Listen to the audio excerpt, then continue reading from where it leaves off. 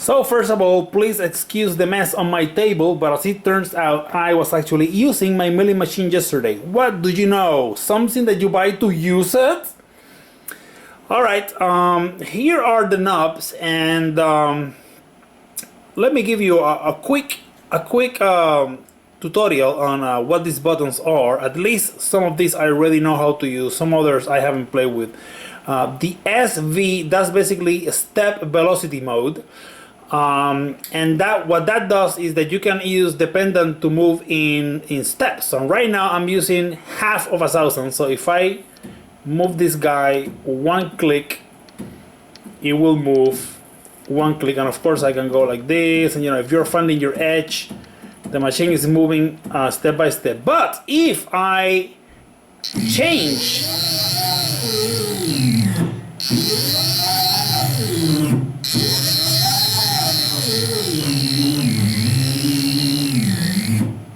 and one of the parameters on the that plugin config that I show you define what kind of speed you're gonna get as you are moving this.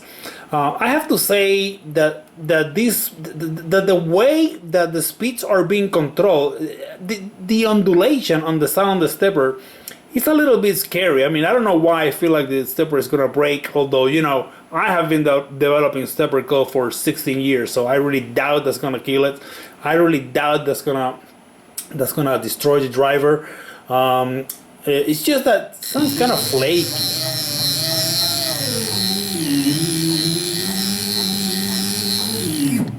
So, but that's what it is. I mean, basically, the MPG is interpolating my speed, and because of course my hand, I mean, I'm not a cyborg, so it's not like I have a speed regulation on my hand. Of course, the speed that the motor sees is the speed on the pendant, and the that value on the config is going to define how this operates. But you know what?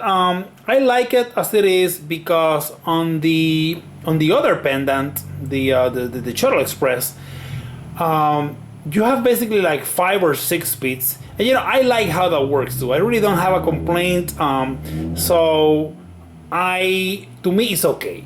Both are fine. I can live with either. It's not like right now the Shuttle Express has been junked. I really can operate. I have been using it for 4 years, so I'm happy with that. Also, the way that you switch on the Shuttle Express from step to velocity, it's different, but it's not something that I would be like, oh my god, what an horrendous way of doing it. You know, I can live with either. Okay, so I think this is cool though, that you can do stepping here, and if you just go faster, the system knows that you want to switch into speed mode, velocity mode, I should say, velocity mode. Be aware, however, that the defaults on the plugin, that wasn't working, so I actually had to make some changes in there for that feature to work. So basically, what was happening, and I think that's because the default is a 0 on that parameter. Basically, only step mode was working, so the system didn't realize that it had to switch to velocity mode. So the default wasn't working from step to velocity mode for it to be automated. If you move this guy to velocity mode, then now you only have velocity mode. Okay, so I'm not certain why you would want that. Maybe because you want a step on one guy and velocity on the other. That to me is counterproductive. I mean, I prefer to have both features available at once, so I don't have to be moving that knob. And actually, that's how I think I'm going to be operating this thing forever. I'm just going to leave it here, okay? But be aware that that's an option. If you prefer moving this guy to switch from one mode to the next, then that's how you do it. Then continuous. I really don't like continuous. And this mode was this is the mode that had like a 25 in there, and on the dialogue, and man, that was like ridiculously insane. Basically, you have to spin this guy a lot, and then all of a sudden the scene starts to move. You don't know when it's gonna happen, so I really didn't like it. Right now, as it is, I think I put a 5. I don't remember, but basically now, as I start spinning this guy,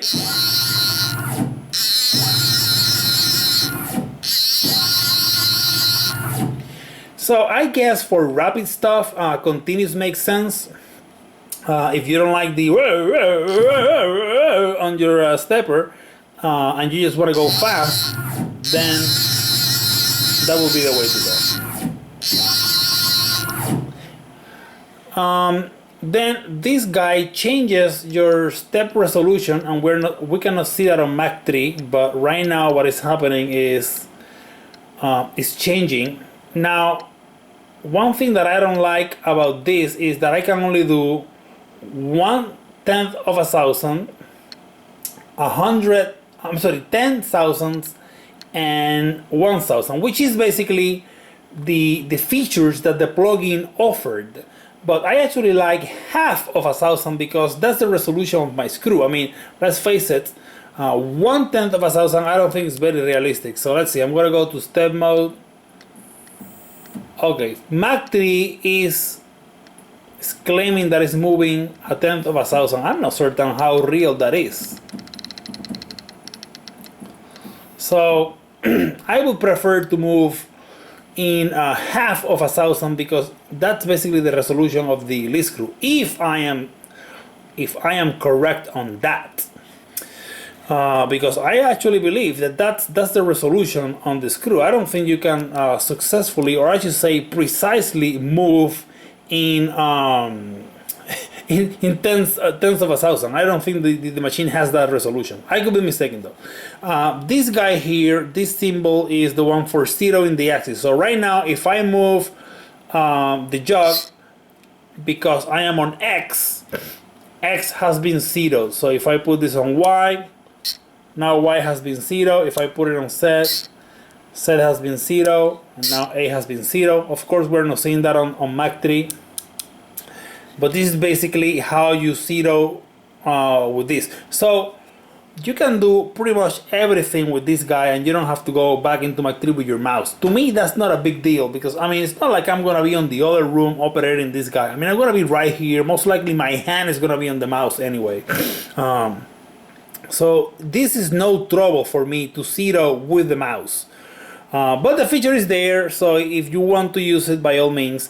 And then the SCR button, that's for a screen, and that's the one that changes. It basically toggles which screen on Mach 3 you're using. Something that I doubt that I'm going to use because I hardly ever change screens. And again, I have no problem in using the mouse. So here is off. And now the idea is that you can move your, let's say you want to start on 0 for whatever reason. I mean, seriously, why would I want to use these markings if Mach 3 is giving me the actual number? I'm not certain why you want to use these markings. I mean, they look cool. If you like those kind of markings, by all means, I am going to be looking at the DRO on Mach 3. So I don't see why you would need to do this, but I mean, I'm not the ultimate expert on the planet, so there might be a reason, and if I ever find it, I will definitely let you know. But that's basically what that button is, so that you can put this whatever you want and nothing is going to be happening because those pulses are not being generated. Be aware, however, that if you press the E-stop, that does happen. So just because you are in off doesn't mean that the E-stop is not working. X, Y, Z, A, those are pretty much self-explanatory. I'm not certain what happens. There is something that is supposed to happen according to the instructions, but I cannot remember, depending on where you are. If you're on off. Of course, if you're on any other button, what you're going to be doing is moving on that axis. Okay? For X, Y, Z, A. So I think if you have a Tormach machine, you should get the MPG with the 4th axis, because you never know. I mean, if you already have the 4th axis, then it's a no-brainer. You want the 4th axis one. But they have a version with only 3 axes. I think that would be. I don't think it's a good idea to get only the 3 axes because, you know, at some point in time you may get the 4th axis and A is that would be A. By the way, there is a button, or I should say a checkbox on the plugin if you want to use your A axis as the C axis, C as in Charlie.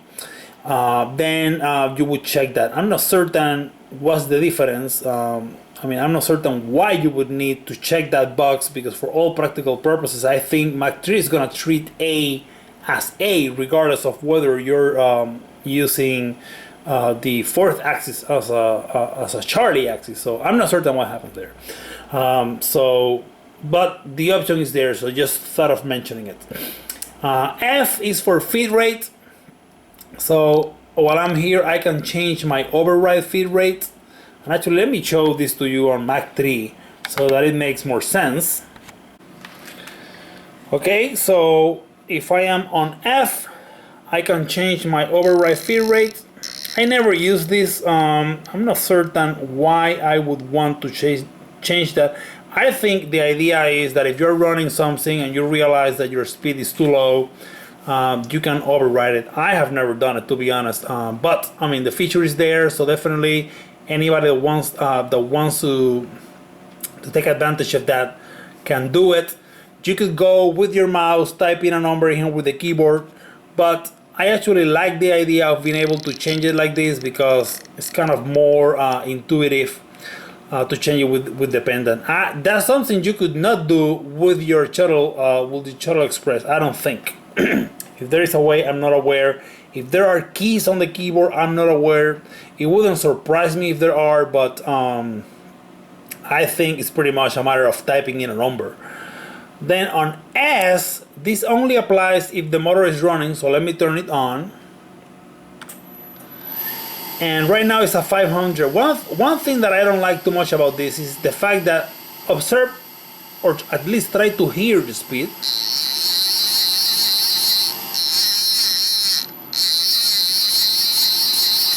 Can you hear that? So the spindle speed has changed, but I have no idea what that speed is. I mean, why isn't that specified here? Weird. It's weird. Why isn't that changing on Mach 3? Maybe it's a plugin problem. Maybe that's just how it is. Maybe this is one of those things that you do on the fly when your spindle is at a speed and you realize that you want to change it. To be honest, I've never done that. So that's a feature I'm not certain I will ever use. But you know, if it comes to the point where something happens and I actually need it, it's there. So it's one of those things that is better to have than not to have it. I cannot think of today why I would use it, but like I said, I mean, if I ever need it, it's there, so that's a good deal. This button here, however, or this position for the spindle doesn't apply if the spindle is not running, so only when the spindle is on. And then, excuse me, the C for continuous percentage, that's going to change the slow jog rate.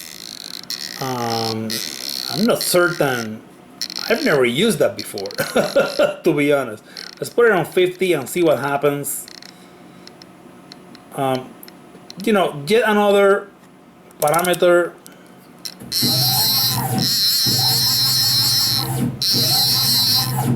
I don't see anything that has changed. I'm gonna have to read on that because that's a feature that I have never used. The slow jog rate. So I'm not certain what that does, but then again, one of those things that if maybe this only applies for continuous. Let me see. Put it on 50.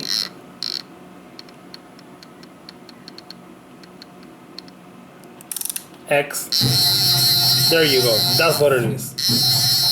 Your continuous speed is different versus if I put it on 100 and I go back.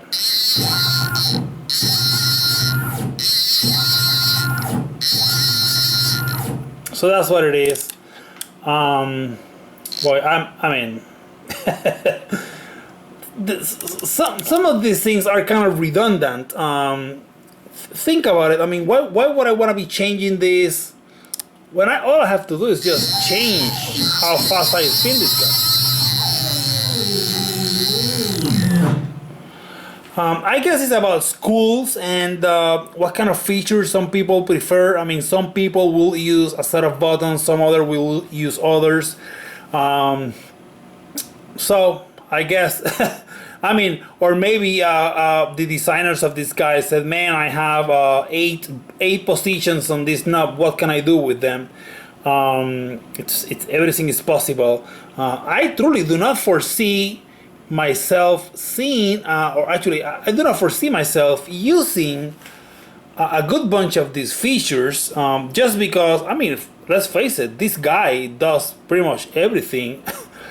Basically, this position here and these 4 positions here, that's all I see myself using, in the near term at least. And because that's what I use the pendant for, right? So I really don't see myself zeroing through here.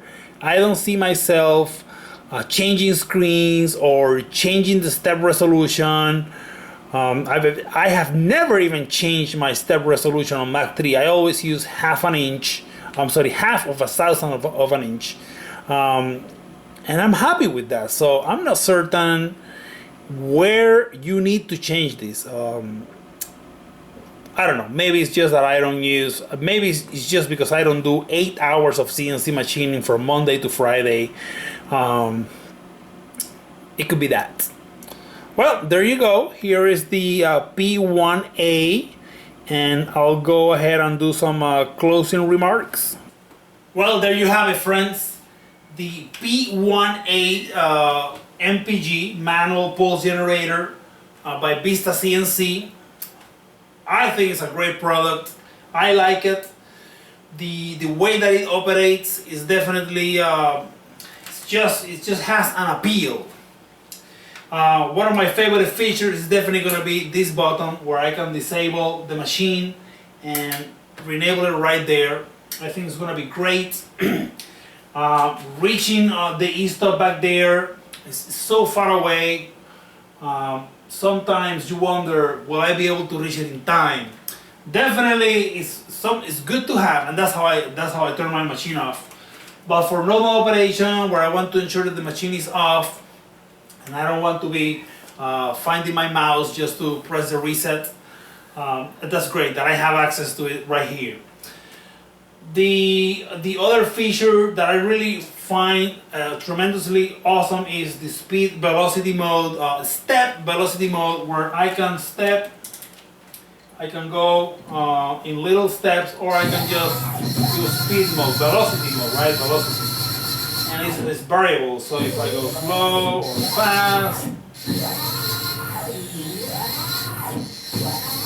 I think it's great. I really like it. The fact that you have to switch the knob to select your axis is definitely going to ensure that I am not moving the wrong axis, which is something that happens too often with the pendant. I'm not certain why, because if you think about it, there is feedback when you press that button. There is a beep. But I don't know. Somehow it has happened way much more than once, where I think I'm moving in one axis and I end up destroying a tool because I was moving on a different axis. So I think this is going to come in handy. And there are some other features in here which I think it's good to have, but I mean, if you need them, then you're set. They are here. I personally do not see myself using them. So I really would have wanted to see, for example, on my step selection here, I would have wanted to see 0.0005, but it's not available. So I don't think I'm going to use that feature. Continuous mode, I don't see why I would use that. Velocity mode, I don't see why I would use it when I have step velocity mode. Screen change, I don't see myself using that. Zeroing the axis through here, really, I don't have, I mean, I do it maybe I basically do it once per part. So it's not like I have to be here continuously zeroing. Oh my god, zeroing, so much zeroing. It's like, oh, the day is going on zeroing, right? So I don't see myself using the pendant to zero. And the off button so that you can move this guy to a known position, I don't see myself using that either. Like I said, if you need the feature, by all means, go ahead, it's here. So overall, great product, great construction. It doesn't look flimsy, it doesn't feel flimsy, feels very strong. I think it's gonna last a long time. Very long cable, because obviously my machine is way up there, down there. So I gotta say I am pleased with the product. I think I'm still gonna be using both the Pendant and the MPG, although I really think what's gonna happen is I am going to migrate to this guy, and then I will forget about the Shuttle Express. I'm sorry. But one of the things that I like about the Shuttle Express is the way that the speeds feel. To me, it's more counterintuitive. So I don't know. Somehow I am under the impression, or at least I somehow believe that I will still continue using this for some reason. I'm not certain, to be honest. We'll see how that goes. But I think if you don't have a pendant, you have to get one, okay? That's the bottom line. So which one you choose is up to you. This is a little bit more expensive than the Shuttle Express, whether you go with the one from $60 on Amazon or the one from 85 or 90 from Tormek. They're basically identical. It's just that the one from Tormek is documented, so that's what you're paying for. And I think it's good, because if you have to be thinking, man, which axis is this, it's really not worthwhile. But with that being said, there is a lot of stuff you cannot do with that pendant that you can do with this guy. Like, for example, there is no reset. There is no emergency stop on this pendant. There is no way to change your feed rate, your slow jog rate, or your spindle speed. There is no way to do it with the pendant, okay? So, I mean, not that I know of. Maybe there is some kind of wild trick. If you press 2 buttons at once, hop on your left leg, think of mermaids, maybe this thing can do it. I do not know the secret sauce or the secret code required to invoke the gods of those functions. So this guy already has it. And you know, there are other models with even more features. I mean, this has like enough for what I do. So great product, I recommend it. I'm happy with it. I don't think that I wasted $135 if that's the kind of input that you are wanting to hear. So I'm happy with the acquisition, and definitely will be put to good use. Well, thank you for watching this video. This has been like way longer, I think, than you would have wanted to watch. But you know, lots of good information. By the way, you can also read the instructions, and most of it is there, and it's gonna take way less time to go through the instructions as to watch this video. But hopefully you get a sense of how it works, and what are the different things that you can do with it, and whether you want those features or not, right? So definitely thank you for watching this video, and I'll see you on my next one. Have a good one.